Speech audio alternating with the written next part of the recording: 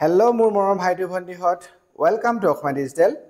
আজি আমি এইটোহে তোমালোকৰ ক্লাছ 7ৰ অসমীয়া যিটো তোমালোকৰ পাঠ নম্বৰ 4 লেসন নম্বৰ তোমালোকৰ কবিতা কি জনমভূমি। এই যি জনমভূমি কবিতাটো আছে এই কবিতাটো তোমালোকৰ যিবিলাক প্ৰশ্ন দিছে বা তোমালোকৰ পাঠভিত্তিক ক্ৰিয়া দিছে এই সকলোবিলাক পাঠভিত্তিক ক্ৰিয়াবিলাক আজি আমি এইটো ভিডিঅ'ত আলোচনা কৰিম আৰু লগতে সুন্দৰকৈ আমি কৰি যাম।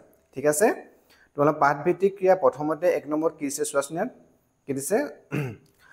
শুদ্ধ উচ্চাৰণে জনমভূমি কবিতাংশ আবৃত্তি কৰা কৈছে। বা 2 নম্বৰতে কৈছে আকৌ তোমালোক কবিতাংশ শুদ্ধ আৰু স্পষ্ট উচ্চাৰণে পঢ়া কৈছে। মানে তোমালোক আমি কৈছে না কবিতা আমি যেতিয়া নেকি কবিতাটো পঢ়িছিলোঁ আবৃত্তি কৰিছিলোঁ আৰু সুন্দৰকৈ আমি অসমীয়াত আলোচনা কৰিছিলোঁ। গতিকে তোমালোকে যদি কবিতাটো পঢ়াত বা বুজাত কিবা অসুবিধা পাইছা তেতিয়াহ'লে সেই ভিডিঅ' চাব পাৰা। সেইটো ভিডিঅ'ৰ লিংক এইটো ভিডিঅ'ৰ ডিছক্ৰিপশ্যন দিয়া থাকিব, তাত গৈ তোমালোকে চাব পাৰিবা। আৰু কয় তোমালোক কৈছে চোৱা কবিতাটো বুলি কোৱা নাই, কবিতাংশ কৈছে, মানে কবিতাটোৰ অংশ। কি কাৰণে কৈছে? আমি যেতিয়া কবিতাটো আলোচনা কৰিছিলোঁ তেতিয়া আমি পঢ়িছোঁ, তেতিয়া কৈছিলোঁ যে কবিতাটো সম্পূৰ্ণকৈ আমাৰ পাঠটো দিয়া নাই, কবিতাৰ এটা অংশহে ইয়াত আমাৰ পাঠত দি দিছে। গতিকে কবিতাংশ বুলি কৈছে তোমালোক। তোমালোকে শুদ্ধ স্পষ্ট উচ্চাৰণে পঢ়িবা আৰু ভালকৈ বুজিবলৈ চেষ্টা কৰিবা। কাৰণ কি হয় কবিতাৰ পৰা কিছুমান এনেকুৱা প্ৰশ্ন কিছুমান মানে কবিতাটো যদি আমি ভালকৈ বুজি লওঁ তেতিয়াহ'লে কি হয় পঢ়ি মেলি বুজি ল'লে তাৰ পৰা যিকোনো প্ৰশ্ন আহিলে আমি তাৰ পৰা প্ৰশ্ন উত্তৰবিলাক লিখিব পাৰোঁ। সেইকাৰণে এই প্ৰশ্ন উত্তৰবিলাক সিমানকৈ মুখস্থ কৰি নাথাকিলে হয় তেতিয়া হয় নহয়? ঠিক আছে বাৰু। এতিয়া 3 নম্বৰ তোমাৰ দিছে উত্তৰ দিয়া। ইয়াত কেইটামান প্ৰশ্ন দিছে, এই প্ৰশ্নকেইটা উত্তৰ দিবলৈ কৈছে আৰু আমি এই প্ৰশ্নৰ উত্তৰবিলাক আমি লিখি লৈছোঁ। তাৰ পৰা আমি এতিয়া প্ৰশ্ন উত্তৰবিলাক আলোচনা কৰোঁ। ক তোমাৰ দিছে কবিয়ে কাৰ কোলাত প্ৰথমে চকু মেলাৰ কথা কৈছে। কবিয়ে কাৰ কোলাত প্ৰথমে চকু মেলাৰ কথা কৈছে। মেলিলো প্ৰথম চকু তোমাৰ কোলাতে আই, কি জীৱনৰ আদিম পোৱাত না কি বুলি পাইছোঁ নহয় কবিতাটোত। গতিকে কাৰ কোলাৰ কথা কোৱা? আই মাতৃৰ কথা বা আই কোৱা কৈছে। আমি উত্তৰ লিখিম কবিয়ে জন্মভূমি আইৰ কোলাত প্ৰথমে চকু মেলাৰ কথা কৈছে।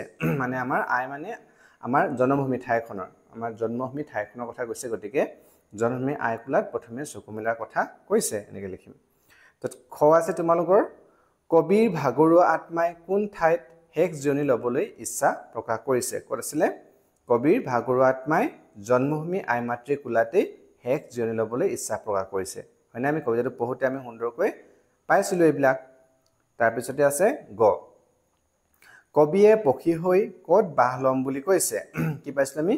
বাহ ল'ম ওখ বিৰিখত বুলি পাইছোঁ নহয়। বিৰিখ মানে কি আছিলে? গছ। গতিকে কবিয়ে পক্ষী হৈ ওখ বিৰিখত বা ওখ গছত বাহ ল'ম বুলি কৈছে।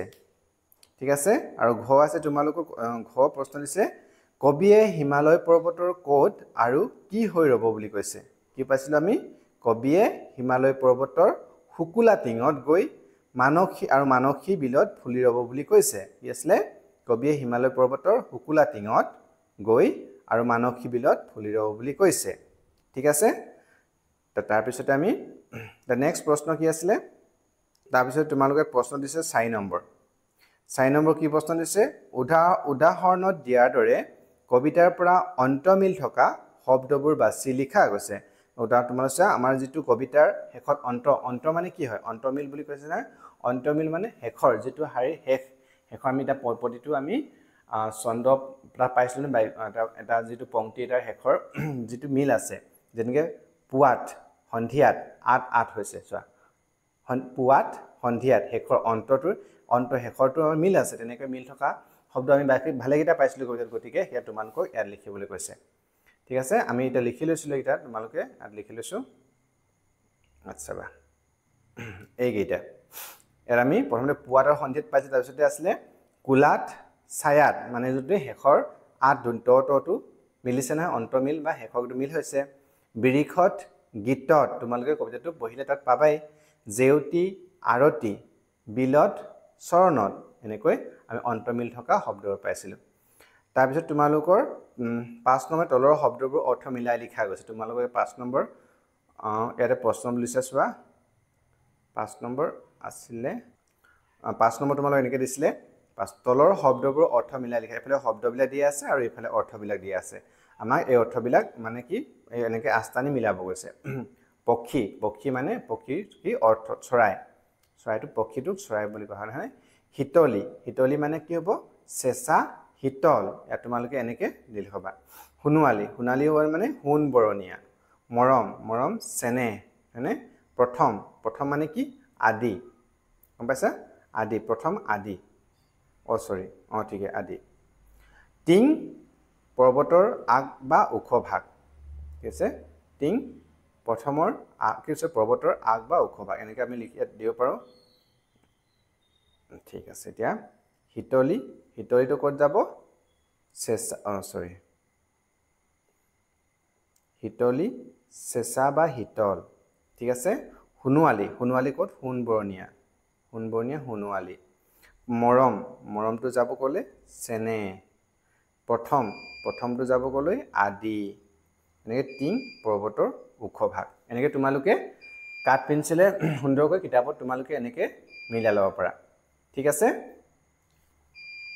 এতিয়া আমি 6 নম্বৰ প্ৰশ্ন যাওঁ 6 নম্বৰ তোমালোক কি দিছে চোৱা ইয়াত 6 নম্বৰত তোমালোক মুদিম আকৌ চকু তোমাৰ কোলাতে শুই জীৱনৰ শেষ সন্ধিয়াত এই যে কৈছে মুদিম আকৌ চকু তোমাৰ কোলাতে শুই জীৱনৰ শেষ সন্ধিয়াত কবিতা এনেকৈ প্ৰকাশ কৰিছে আমি ওপৰৰ কবিতাফাকি গদ্য ৰূপ মানে কবিতাফাকি আমি যে গদ্য ৰূপত লিখিবলৈ কৈছে কি কৈছে মানে এই কথাখিনি কি কৈছে সেইটো আমি লিখিব লাগে আৰু জীৱনৰ শেষ সন্ধিয়াত তোমাৰ কোলাত শুই আকৌ চকু মুদিম এইটো কথা এই কবিতাত কৈছে হয়নে একে এই উদাহৰণটো চাই তোমালোকক তলৰ কবিতা এই ফাকি গদ্য ৰূপত লিখা গৈছে এই গদ্য ৰূপত এইটা লিখিব গৈছে তোমালোকক এইটা আমি লিখি লৈছিলো তাত আমি যাম এতিয়া 6 নম্বৰ কোৱা আছে কি চোৱা সোণোৱালী মেঘ হৈ ৰঙা হাঁহি বিৰিঙাম হেতা পৰা দুখনি উঠত আছিল এই কথাখিনি আমি গদ্য ৰূপত লিখিব লাগিব আমি কি লিখিম সোণালী ডাৱৰ হৈ ৰঙা হাঁহি জিলিকাম হেতা পৰি থকা উঠ দুখনিত এনেকৈ আমি লিখিব পাৰো তোমালোকে এনেকৈ লিখি ল'বা তাৰ পিছতে আহিলে খোৱা আছিলে আকাশৰ তৰা হৈ লাগি চাইৰম হেউজিয়া শুৱনি জেউতি গৈছে এই কথাক আমি লিখিম মৃত্যুৰ পিছত আকাশৰ তৰা হৈ তীৰ বিৰাই থাকি চাম শুৱনি হেউজিয়া ধৰিত্ৰীক বুলি এইখিনি আমি এনেকৈ লিখিব পাৰো ঠিক আছে তোমালোকে এইখিনি লিখি ল'বা তাৰ পিছত নেক্সট প্ৰশ্ন আছে তোমালোকৰ 7 নম্বৰ পাঠটোত থকা জনমভূমি কবিতাংশৰ মূল ভাৱ লিখা গৈছে আমি কবিতাটোৰ জনমভূমি যে কবিতাটোৰ মূল ভাৱ লিখিবলৈ কৈছে তাৰ মূল ভাৱ আমি ইয়াতে লিখি লোৱা আছে মূল ভাৱটো লিখি লওঁ 7 নম্বৰ তোমালোকে চোৱা ইয়াতে পাঠত থকা জনমভূমি কবিতাংশৰ মূল ভাৱ লিখা উত্তৰ আমি মূল ভাৱ কি লিখিম মূল ভাৱ মানে আমাৰ যেটো বুজিছো হয়নে মূল ভাৱটো কবিতাটোৰ কি ক'ব বিচাৰিছে সেইখিনি কথা আমি লিখিব লাগে উত্তৰ লিখিম নিজৰ জন্মভূমিখন হয়নে নিজৰ জন্মভূমিখন সকলো মানুহৰে অতি মৰমৰ এই জন্মভূমিখনৰ লগত প্ৰত্যেকজন ব্যক্তিৰ বহু স্মৃতি জড়িত হৈ থাকে হয়নে এদিন এইখন জন্মভূমিতে জন্ম হৈ মৃত্যু হ'ব লাগিব কবিয়ে কবিতাত প্ৰকাশ কৰিছে যে মৃত্যুৰ পিছত মানুহৰ আত্মাই জিৰণি ল'বৰ কাৰণে এই জন্মভূমিতেই আহে মৃত্যুৰ পিছত চৰাইৰ ৰূপত এই জন্মভূমিৰ ওখ বৃক্ষত বাহ ল'ম বুলি কবিয়ে কবিতাটোত প্ৰকাশ কৰিছে মৰাৰ পিছত আকাশত তৰা হৈ তীৰ বিৰুৱাৰ কথা কবিয়ে উল্লেখ কৰিছে মৃত্যুৰ পিছত হিমালয় পৰ্বতমালাত ফুলি ৰম বুলি কবিয়ে কবিতাটোত কৈছে নদীৰ ৰূপত দুখনি ভৰিক ধোৱা মাৰো মাটি হৈ প্ৰকৃতিৰ বুকুত মিলি থাকিম বুলি কবিয়ে কৈছে অৱশেষত কবিয়ে কৈছে যে সোণালী ডাৱৰ হৈ হেতা পৰা উঠ দুখনিত হাঁহি বিৰিঙাম বুলি কৈছে গতিকে কবিতাটোৰ জৰিয়তে কিনো কবিয়ে ক'ব বিচাৰিছে সেইখিনি কথাই আমি মূল ভাৱটোত আমি লিখিলো হয়নে ঠিক আছে 8 নম্বৰ তোমালোকৰ আছিলে উপযুক্ত স্থানত জ্যোতিচিহ্ন প্ৰয়োগ কৰি তলৰ পদ্য কেইপাখি পুনৰাই লিখা ঠিক আছে তোমালোকৰ কবিতাটোৰ পৰাই এই দুটা ইয়াত তোমালোকক কেইটামান শাৰী দি দিছে পুৱতিৰ লগে লগে জগাম তোমাক নিতে বনৰীয়া হুৱতি গীতত আকাশৰ তৰা হৈ লাগি চাইৰম সেউজীয়া শুৱনি জেউতি জোনাকত মিল হৈ বিমান পথত ৰৈ উৰে ৰাতি কৰি মাৰতি ইয়াত কি তোমালোকে কবিতাটো চোৱাচোন তোমালোকে কবিতাটো যদি তোমালোকে চোৱা দেখিবা ক'ত তোমালোকৰ কমা আছেনে ক'ত দাঢ়ি আছেনে কমা দাঢ়ি আছেনে ক'ত তোমালোকৰ কমা দাঢ়ি যি জ্যোতিচিহ্ন যিবিলাক আছে তোমালোকে চাই মেলিটো পাৰিবা তোমালোকে যেতিয়া কবিতাটো পঢ়িবা নহয় এই তোমালোকে চাই মেলি ক'তনো কমা আছে নে ক'ত দাঢ়ি আছে সেইটো আমি লিখিব লাগে গতিকে তোমালোকে চাই মেলি সুন্দৰকৈতো লিখি নিজে কৰি ল'বা ঠিক আছে তাৰপিছত আমি নেক্সট প্ৰশ্ন যাওঁ ঠিক আছে 9 নম্বৰ তলৰ শব্দবোৰৰ বিপৰীত অৰ্থ বুজোৱা শব্দ লিখা কৈছে তলৰ শব্দবোৰ বিপৰীত অৰ্থ বুজোৱা শব্দ লিখিব গৈছে জনম বিপৰীত মানে বিপৰীত শব্দ লিখিব গৈছে আৰু জনম মানে কি হ'ব মৰণ হয়নে শেষ শেষটো বিপৰীত কি হয় জনমৰ বিপৰীত কি লিখিলো মৰণ শেষৰ বিপৰীত শব্দ কি হ'ব আৰম্ভণি হয়নে চাটো কি হ'ব পোহৰ হয়নে উখটো বিপৰীত কি হ'ব চাপৰ ৰাতিৰ বিপৰীত কি হ'ব দিন দুখীয়াৰ বিপৰীত ধনী হয়নে এনেকৈ তোমালোকে এইবিলাক লিখি ল'বা তাৰপিছত তোমালোকক 10 নম্বৰ দিছে 10 নম্বৰ ক দিছে তোমালোকক ছবিসমূহৰ তলত দিয়া শব্দবোৰৰ খালি ঠাইসমূহ বিশেষণ পদেৰে পূৰ কৰা গৈছে বিশেষণ পদেৰে পূৰ কৰা বিশেষণ পদনো কি বিলাক কয় এতিয়া তোমালোকে বুজি পাবলৈ তাৰ কাৰণে এইবিলাক যে বিশেষ্য পদ যিবিলাক নাম বুজোৱা শব্দবিলাক কি বিশেষ্য পদ যিকোনো আমি বস্তু আমি নাম ধৰি মাতো কিন্তু যিকোনো বস্তু মানুহৰ নাম ঠাইৰ নাম যিবিলাক নাম বুজোৱা শব্দ হয় সেইবিলাক কি কয় বিশেষ্য পদ বুলি কয় আৰু এই বিশেষ্য পদসমূহৰ দুখ গুণ বিশেষত্ব বুজাবলৈ যিবিলাক শব্দ ব্যৱহাৰ কৰা হয় মানে সেইবিলাকৰ বিষয়ে ক'বলৈ যিবিলাক বিশেষ্য পদবিলাকৰ বিষয়ে সিহঁতক প্ৰশংসা কৰা বা দুখ গুণ এনেকৈ কোৱা যিবিলাক শব্দ ব্যৱহাৰ হয় সেইবিলাক কি কোৱা কৈছে সেইবিলাক বিশেষণ পদ এতিয়া ধৰি লওক এই জবা ফুলপাহ বিষয়ে ক'ব জবা ফুল এটা বিশেষ্য পদ হয় মানে নাম বুজে জবা ফুল গতিকে ইয়াত আমি কি লিখিব পাৰোঁ ৰঙা জবা ৰঙাটো কি হয় বিশেষণ পদ ৰঙা জবা তেনেকৈ এইটো পাতখিলা পাত সেউজীয়া পাত এইটো কি কলা ছাতি এই যে আমি লিখিলো ৰঙা জবা সেউজীয়া পাত কলা ছাতি এই কলা সেউজীয়া ৰঙা এইবিলাক কি হয় বিশেষণ পদ মানে এই পদবিলাকে এই যিবিলাক বিশেষ্য পদ হয় নাম বুজোৱা এইবিলাক যিবিলাক হে আছে শব্দ আছে এইবিলাকৰ বিশেষত্ববিলাক কৈছে হয়নে সেইকাৰণে এইবিলাক বিশেষণ পদ বুলি কোৱা হয় তাৰপিছত তোমালোক ইয়াতে দিছে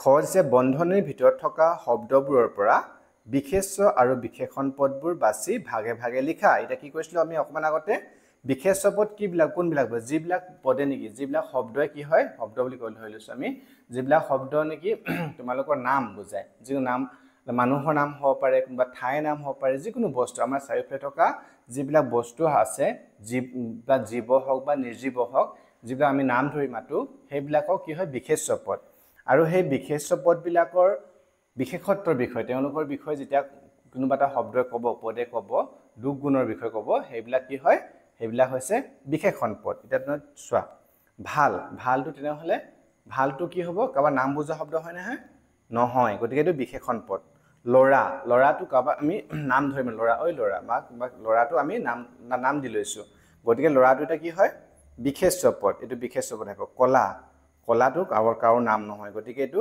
বিশেষণ পদ হ'ব তেনেকৈ ভালটো কি হ'ব বিশেষণ পদ হ'ব ভাল ল'ৰাটো ভাল ল'ৰা কৈছে কলা এতিয়া কলাটো কি হয় বিশেষণ পদ কাৰণ কলা যিকোনো বস্তু কাউৰী এটা নাম কাউৰীৰ আমি নাম কাউৰী চৰাই আছে কাউৰী বুলি নাম দিছোঁ গতিকে এইটো বিশেষ্য পদ হ'ব ইয়াত কলাটো হ'ব কি বিশেষণ পদ নীলা কাৰোবাৰ নাম নহয় হয়নে গতিকে নীলাটো কি হ'ব বিশেষণ হ'ব আকাশৰ নাম আকাশখনৰ কথা গতিকে আকাশখন হ'ল বিশেষ্য পদ তেনেকৈ লেতেৰা কাৰোবাৰ নাম হয় জানো নহয় কাৰোবাৰ বিষয়ে কোৱাহে হয় লেতেৰা কিবা আমি লেতেৰাটো মানে এটা বিশেষ্য পদৰ লগত আমি কওঁ গতিকে সেইটো হ'ব লেতেৰাটো বিশেষণ পদ সৰুটো কাৰোবাৰ নাম নহয় সৰু ডাঙৰ এইটো এটা বস্তু এটা কোৱা হয় সৰু মাছ যিকোনো মানে সৰু কিবা সেই গতিকে এইটো হ'ব বিশেষণ পদ মাছটো এটা বিশেষ্য পদ ঠিক তেনেকৈ পানীটো এটা কি হ'ব এটা বিশেষ্য পদ লেতেৰা পানী ধৰি লওক পানী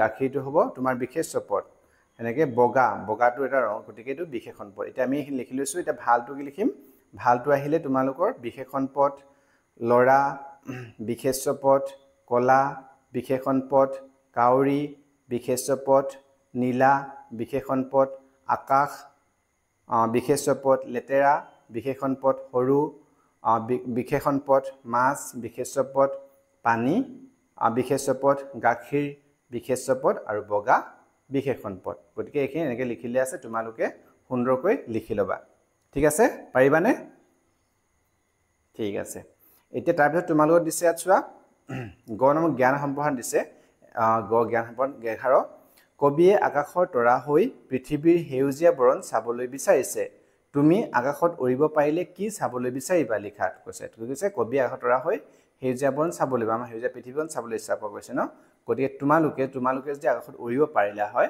তোমালোকে কি চাবলৈ বিচাৰিবা ঠিক আছে কমেন্টত কমেন্ট কৰা তোমালোকে কি চাবা তোমালোকে নিজেভাৱে সুন্দৰকৈ লিখিবা আৰু কমেন্টত কমেন্ট কৰিবাচোন কোনে কোনে তোমালোকেনো কি চাব বিচাৰা ঠিক আছে তাৰ পিছতে হৈছে জনমভূমিৰ দৰে স্বদেশ প্ৰেমমূলক কবিতা এটা সংগ্ৰহ কৰি আবৃত্তি কৰা হৈছে তুমি তোমাৰ অঞ্চলৰ বাবে কোন ধৰণৰ ভাল কাম কৰিবলৈ বিচাৰে তোমাৰ নিজৰ ভাগে নিজে কৰিবা তোমালোকে আজি আমি এইটো তোমালোকৰ যেটো জনমভূমি কবিতাটো আছিল এই কবিতাটো যিখিনি ইয়াত তোমালোক পাঠভিত্তিক প্ৰশ্ন আছিল বা ক্ৰিয়াকলাপ আছিল হেবিলাক কৰিলো আৰু তোমালোকে যদি এই ভিডিওটো পা তোমালোক অমান সহায় হৈছে বুলি ভাবিছা তেনেহলে ভিডিওটো প্লিজ এটা লাইক কৰিবা লগত তোমালোকৰ বন্ধু বান্ধৱীক শ্বেয়াৰ কৰি দিবা আৰু কোনোবা যদি তোমালোক নতুনকৈ আহিছা তেনেহলে প্লিজ ভিডিও সৰথৰি আমাৰ চেনেলটো সাবস্ক্ৰাইব কৰি লবা কাৰণ এনেকুৱা ধৰণৰ ভিডিও তোমালোকক ক্লাস 6 অৰ পৰা 12 লৈকে আমি সকলোবিলাক সাবজেক্টৰ ওপৰতে ভিডিওবিলাক দিবলৈ তোমালোক সহায় কৰিবলৈ আমি চেষ্টা কৰি যাম ঠিক আছে আৰু কেনেকুৱা ধৰণৰ ভিডিও তুমি নেক্সট টাইম বিচাৰা তোমালোকে কমেন্ট সেকশনত কমেন্ট কৰিবা থ্যাংক ইউ